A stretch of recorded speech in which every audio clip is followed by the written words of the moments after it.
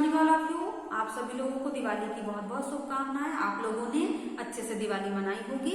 अब हम अपना सेकंड टर्म एग्जाम का जो सिलेबस है वो आपको पढ़ाने जा रहे हैं, लेकिन अभी हमारे पास किताबें उपलब्ध नहीं है। इस कारण से हम आपको अभी 2 दिन कम से कम फर्स्ट टर्म एग्जाम का जो क्वेश्चन पेपर है उसको हम सॉल्व करा देते हैं। वो क्यों? क्योंकि आप लोगों ने इतना पढ़ाने के बाद भी कुछ गलतियां की थी, तो वो गलतियां आपकी इस क्वेश्चन पेपर को सॉल्व करने के माध्यम से सुधर जाएंगी, है ना। तो 2 दिन हम यही करेंगे, उसके बाद फिर हम नई बुक आपको पढ़ाएंगे। तो देखिए क्वेश्चन पेपर निकाल लीजिए सभी लोग। उसमें देखिए प्रश्न नंबर 1 सही विकल्प चुनकर लिखिए, है ना। जिसने सही करा है कोई टेंशन नहीं, एक बार और रिवीजन हो जाएगा अपना, और जिसने गलत किया है वो बिल्कुल ध्यान से देखिए। सबसे पहला क्वेश्चन है, प्रदूषण दूर करने की जिम्मेदारी किसकी है? सरकार की, जनता की, राजनीतिक दलों की, हम सबकी। हम सबकी है कि नहीं प्रदूषण दूर करना, है ना। सभी को करेंगे तभी प्रदूषण दूर होगा। सेकंड क्वेश्चन था, नेताजी को किस कारागार से मांडले जेल भेजा गया था? तिहाड़ से, अलीपुर से, अलीपुर कारागार से, कालापानी से, बहरामपुर से। तो ये क्या आएगा इसमें? बहरामपुर कारागार से। कारागार मतलब होता है जेल, है ना। थर्ड क्वेश्चन है, लोकमान्य किनको कहा जाता है? सुभाष चंद्र बोस को, दादा भाई नौरोजी को, बाल गंगाधर तिलक को, लाला लाजपत राय को। तो इसमें आएगा बाल गंगाधर तिलक। लोकमान्य किन्हें कहा जाता है? बाल गंगाधर तिलक, है ना। कई लोगों ने सुभाष चंद्र बोस लगा दिया, वो गलत है, बाल गंगाधर तिलक सही है। गौरव ने शारदा से क्या मांगा? थैला, मिठाई, पानी, कुछ नहीं। तो गौरव ने शारदा से क्या मांगा? पानी मांगा, है ना। अगला क्वेश्चन है, सूरज क्या उगल रहा था? पानी, आग, बादल, गर्मी। सभी लोगों ने कई लोगों ने क्या लिखा है? गर्मी, जबकि सूरज क्या उगल रहा था? गर्मी नहीं बल्कि आग, ठीक है। अब प्रश्न नंबर 2 सही जोड़ियां बनाइए। सुभाष चंद्र बोस ये क्या थे? स्वतंत्रता, महान स्वतंत्रता सेनानी, ठीक है। करुण रस, शोक और दया, ये तो लगभग लोगों ने सही किए। फिर सुनामी क्या होती है? एक विनाशकारी तूफान।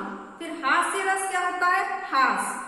बाढ़ क्या होती है? अत्यधिक वर्षा। उसके बाद देखिए प्रश्न नंबर 3 रिक्त स्थानों की पूर्ति कीजिए। इसमें कुछ ऑप्शन दिए थे, उसी में से आपको भरना था। तो इसमें ऑप्शन थे दंत, बसंत, आयोगवाह, स्वयं और पीला, है ना। फिर भी कई लोगों ने गलत किए हैं। तो सबसे पहला क्वेश्चन था, जो न स्वर होते हैं न व्यंजन होते हैं वे क्या कहलाते हैं? आयोगवाह कहलाते हैं। अगला क्वेश्चन है, उसे पता था कि सोया हुआ खालिस्तान ही शिशिर होता है, तो बसंत, है ना। फिर मैं नवजीवन खालिस्तान मंजन इस्तेमाल करता हूँ, दंत मंजन, दांतों को साफ करने वाला, है ना। अगला क्वेश्चन था, मैं अपना गृह कार्य खालिस्तान कर लूंगी, स्वयं, अपने आप, स्वयं खुद, है ना। फिर अगला क्वेश्चन, मैं जब कुएं में उतरने लगा तो उसका चेहरा भय से खालिस्तान पड़ गया, पीला पड़ गया। प्रश्न नंबर 4 दिए गए कथनों पर सही या गलत का चिन्ह लगाइए। तो सबसे पहला क्वेश्चन है, सोहन भीड़ में भटक गया, वाक्य में सोहन व्यक्तिवाचक संज्ञा का उदाहरण है, सही या गलत? सही, है ना। हमारी टीम ने यह मैच जीत लिया, वाक्य पूर्ण भूतकाल का है, मैं जीत लिया था, तो ये भी सत्य है ना। ओ और औ के बीच की ध्वनि को आगत कहा जाता है, ये भी सही है ना। फिर संज्ञा का एक महत्वपूर्ण भेद द्रव्यवाचक संज्ञा है, ये भी सही है। उसके बाद देखिए वाच्य का शाब्दिक अर्थ बोलने का विषय, ये भी सही है। अब आप लोगों ने कुछ सोचा होगा कि कभी सत्य आता है कभी असत्य आता है, तो हम क्यों ना सही को भी गलत लगा दें। तो ऐसा कई लोगों ने किया है, लेकिन जरूरी नहीं है, क्वेश्चन पेपर है, हम कुछ भी दे सकते हैं कि सत्य सत्य सत्य भी दे सकते हैं, सत्य असत्य भी दे सकते हैं। आप लोगों ने अगर अच्छे से पढ़ा है तो आप सही सही टिक लगाएंगे, लेकिन कुछ लोगों ने सोचा कि पूरे सही थोड़ी हो सकते हैं, तो कुछ लोगों ने असत्य भी लगा दिए हैं, जबकि पूरे क्या थे? सत्य थे। अब देखिए आपको क्वेश्चन पेपर सॉल्व करने का तरीका है कि जैसे आप लोगों ने अभी तो व्हाट्सएप पे देख के क्वेश्चन पेपर देख के सॉल्व पेपर जो परीक्षा की कॉपी थी स्कूल से मिली थी उसमें किया होगा, लेकिन अब आपको क्या करना है, ऐसा क्वेश्चन पेपर खुद से बना लेना है व्हाट्सएप पर देख के। तो क्वेश्चन नंबर फर्स्ट लिखो, उसके क्वेश्चन लिखो और वही टिक कर दो, जैसे हमने यहाँ पर टिक कर दिया। सेकंड क्वेश्चन वैसे जोड़ी बना के वहीं पे मिला दो, है ना। थर्ड क्वेश्चन ऐसे ही हमारे जैसे क्वेश्चन पेपर बनाना है आपको, और उसमें आप सही वहीं के वहीं भर दो, यहाँ भी सत्य सत्य भर दो। अब ये जैसे ये है प्रश्न नंबर 6 से, तो प्रश्न नंबर 6 से क्या करना है? प्रश्न नंबर 5 से, है ना, इसमें थोड़ी थोड़ी जगह छोड़ देना है और वहीं पे सॉल्व करते जाना है। तो जैसे हमारा 2 पेज में सॉल्व हो गया, वैसे ही आपका ज्यादा से ज्यादा 3 पेज लगेंगे और आप उसको फिर से सॉल्व कर लीजिएगा, है ना। आज आपके लिए होमवर्क में यही है। तो देखिए 5वें नंबर का क्वेश्चन, सर्वनाम की परिभाषा बताते हुए उसके कोई 2 नियम लिखिए। तो नियम नहीं लिखे हैं आप लोगों ने, है ना, उसके नियम लिखना था तो आप लोगों ने क्या कर दिया है, नियम ना लिखकर आप लोगों ने उसके प्रकार लिख दिए हैं, जबकि इसमें नियम दिए हुए थे, है ना। ये कौन से नंबर का चैप्टर है हम आपको बता देते हैं, या आप लोग भी देख सकते हैं।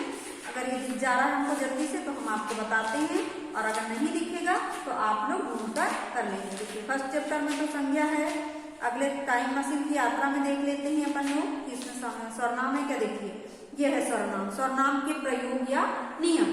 तो इसमें सबसे पहले नियम था, सर्वनाम का प्रयोग वाक्य में संज्ञा शब्द के प्रयोग के बाद ही होता है ना। कई लोगों ने सही भी लिखा है, लेकिन जो लोगों ने गलत लिखा है वो समझेंगे कि सर्वनाम के नियम अलग होते हैं, प्रकार अलग होते हैं ना। सर्वनाम के प्रकार में निश्चय, अनिश्चय, प्रश्नवाचक, है ना, वो सब होते हैं। लेकिन ये जो है इसमें नियम दिया गया है। 7th क्लास में पहुंच गए आपने, 8th क्लास में और 7th में आपने प्रकार पढ़े थे। अब यहाँ पर आपको नियम है। कितने सारे नियम है, 10 नियम है। 10 में से कोई 2 नियम लिखना था, फिर भी आप लोगों ने गलती करेंगे। जैसे सबसे आखिरी नियम इसका, सर्वनाम शब्दों की रूप रचना में संबोधन नहीं होता, है ना। 9वें नंबर का नियम था, निश्चित के अर्थ में कौन के साथ सा से सी लगाया जाता है। बिल्कुल सरल था, लेकिन फिर भी आप लोगों ने नहीं किया, तो इसको आप फिर से अच्छे से सॉल्व करेंगे। 2 नियम कोई से भी जो आपको अच्छे लग रहे हैं ना वो लिखेंगे। उसके बाद देखिए प्रश्न नंबर 6, निम्नलिखित शब्दों का प्रयोग जातिवाचक संख्या के रूप में कीजिए। इसको भी कई लोगों ने गलत करे हैं। तो जैसे ग्रामीण है तो क्या हो जाएगा, ग्रामीण, जातिवाचक संख्या बनाना। जयचंद, जयचंदो, निर्धन, निर्धनो, है ना। फिर प्रश्न नंबर इस प्रकार से बनाना था, तो इसको आप सॉल्व करेंगे तो हमेशा दिमाग में बात बैठी रहेगी हमेशा, और नहीं तो फिर आप लोग आगे करते जाएंगे और पीछे का भूलते जाएंगे, है ना। इसलिए सॉल्व करना जरूरी है। अब देखिए हिंदी की उपभाषाएं और उनकी बोलियों को कितने भागों में बांटा गया है, किन्हीं 3 के नाम लिखिए, है ना। ये भी क्वेश्चन बुक से ही था, तो बुक में देख लेते हैं अपन लोग इसको 5 भागों में। यही बिल्कुल 45 नंबर का जो पेज था उसमें देखिए यह है आपको, है ना।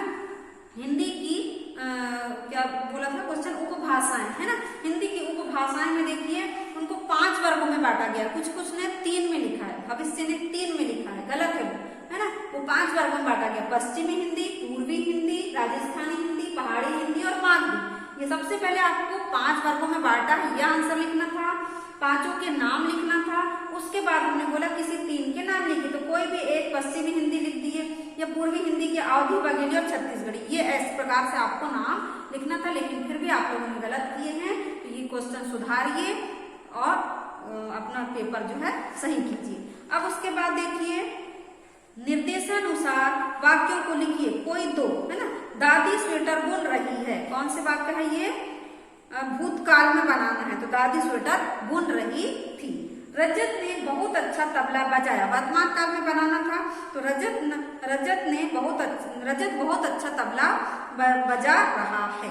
अगला क्वेश्चन था पिताजी घर आ चुके थे, तो भविष्य काल में बनाना था, तो अपन क्या करेंगे इसको सुधार के, पिताजी घर आ चुके होंगे। यह आपका 8 नंबर के क्वेश्चन हो गया, 8वें नंबर का। अब देखिए प्रश्न नंबर 9, निम्नलिखित वाक्यों में से विशेषण छांटकर उनके भेदों के नाम लिखिए। तो सबसे पहले क्वेश्चन है, टोकरी में थोड़े बहुत फल बचे हैं, तो ये कौन सा सर्वनाम है, ये कौन सा विशेषण है, अनिश्चित संख्यावाचक। थोड़े फल, संख्या तो बताया नहीं है, तो कौन सा आ जाएगा विशेषण, अनिश्चित संख्यावाचक। उसके बाद देखिए गगन बहुत परिश्रमी है ना, उसका गुण बताया है, तो कौन सा विशेषण होगा, गुणवाचक। उसके बाद अगला क्वेश्चन था, यह घड़ी मेरी है, यह बताया, घड़ी क्या है, संज्ञा है। उसके पहले जो सर्वनाम लगाए जाते हैं उसे क्या कहते हैं, सार्वनामिक विशेषण। तो यह क्या हो जाएगा, सार्वनामिक। तो ये कौन सा, मतलब इसका आंसर क्या होगा, सार्वनामिक विशेषण। अब देखिए प्रश्न नंबर 10, वर्ण किसे कहते हैं, इसके कितने भेद हैं, है ना। तो वर्ण किसे कहते हैं, अक्षरों को ही वर्ण कहा जाता है। यह उसकी हमने जो बुक में परिभाषा थी वो क्या थी, वो आपको बता देते हैं।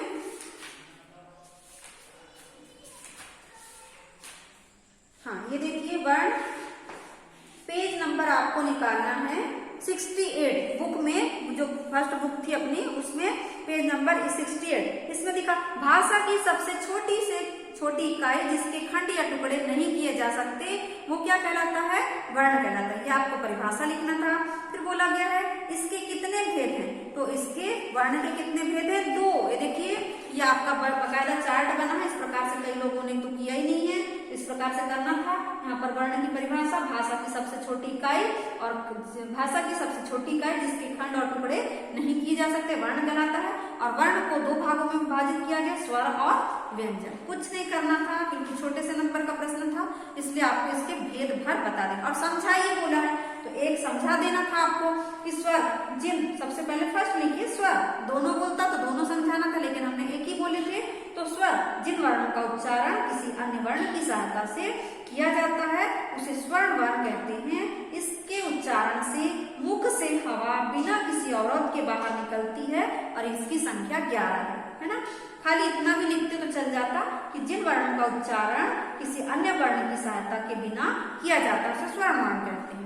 और अगर क्वेश्चन उल्टा भी घुमा के दे सकता है कि जिसके उच्चारण से मुख से हवा बिना किसी अवरोध के बाहर निकलती है, इनकी संख्या 11 है, ये क्या कहलाता है? तो अपने को उल्टा सीधा कैसा भी प्रश्न हो उसका आंसर अपने से बनना चाहिए, तो क्या कहलाता है?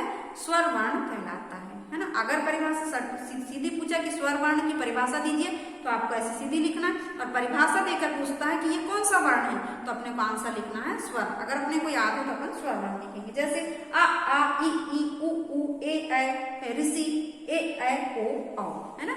ये हो गए 13 स्वर। अब देखिए अगला क्वेश्चन, निम्नलिखित वाक्यों में वाच्य भेद बताइए। तो सबसे पहला क्वेश्चन था भारती बाजार जा रही है, कृतवाच्य, पिछले बार अपन ने पढ़े थे। और देखिए इसमें लास्ट जो चैप्टर है आपका उसमें ये वाच्य भेद बताया गया था, तो इसको आपने कई वीडियो नहीं डाला था, मतलब हमने ग्रुप में ही डाले थे, है ना। तो वो इसलिए आप लोगों ने नहीं पढ़े होंगे, लेकिन पिछले बार भी हम जो है वाच्य वाला पढ़े थे, कृतवाच्य, है ना। इसका क्या कि जिस वाक्य में कर्ता की प्रधानता होती है और क्रिया को करने वाला स्वयं कर्ता होता है उसे कृतवाच्य कहते हैं। जैसे इसमें क्वेश्चन था कि भारती बाजार जा रही है, तो कृत क्या हो गया इसमें? भारती, है ना। तो ये कौन सा वाक्य हो गया? कृतवाच्य। सेकंड क्वेश्चन था कुम्हार घड़े बनाता है, इसमें भी किसकी प्रधानता थी? कर्ता की, तो ये भी क्या हो गया? कृतवाच्य। फिर पक्षी उड़ रहे हैं, है ना। तो देखिए पक्षी उड़ रहे हैं, इसमें देखिए ये क्या होगा? ये क्या था? ये हाँ ये भी था, पक्षी उड़ रहे हैं, ये भी कृतवाच्य है ना। इसमें भी पक्षी जो करता है उसकी प्रधानता है, इसलिए क्या हो गया? कृतवाच्य हो गया। अब देखिए आप लोग प्रश्न नंबर 12, रस किसे कहते हैं? इसके अवयव या अंगों के नाम लिखिए। तो प्रश्न में रस किसे कहते हैं? काव्य की शोभा, काव्य को पढ़ने, जिस काव्य को पढ़ने से आनंद की अनुभूति होती है उसे हम क्या कहते हैं? रस कहते हैं। इसके कितने प्रकार हैं? 4 प्रकार, या इसके कितने अंग हैं? 4 अंग है ना। ये देखिए रस वाला चैप्टर था, रस वाला चैप्टर हमने आपको पढ़ाए थे। इसमें देखिए हाँ ये है, साहित्य को पढ़ने से जिस आनंद या भाव की अनुभूति होती है उसे रस कहते हैं, और रस को साहित्य की आत्मा कहते हैं। रस के अवयव या अंग कितने हैं? 4, स्थायी भाव, विभाव, अनुभाव और संचारी भाव। बस इतने नाम लिखना था आप लोगों ने, तो कुछ लोगों ने लिखे हैं, है ना, और कुछ लोगों ने नहीं लिखे हैं। तो इस क्वेश्चन पेपर को आप फिर से सॉल्व करेंगे तो ये क्वेश्चन पेपर बिल्कुल आपको हमेशा दिमाग में रहेगा, भूलेंगे नहीं। तो आपको क्या करना है? क्वेश्चन पेपर अच्छे से सॉल्व करना है और उसको व्हाट्सएप पे सेंड करना है। तो आज की कक्षा हम बच्चों यही समाप्त कर रहे हैं। प्रश्न नंबर 13 से हम आपको कल फिर से अच्छे से समझा देंगे, है ना। आंसर आपको याद करके रखना है क्योंकि अब इसमें क्वेश्चन आंसर दिए हैं, है ना। निबंध कैसे लिखा जाता है, पत्र कैसे लिखा जाता है, ये हम आपको कल बताएंगे। आज की कक्षा में यही समाप्त कर रहे हैं। धन्यवाद बच्चों।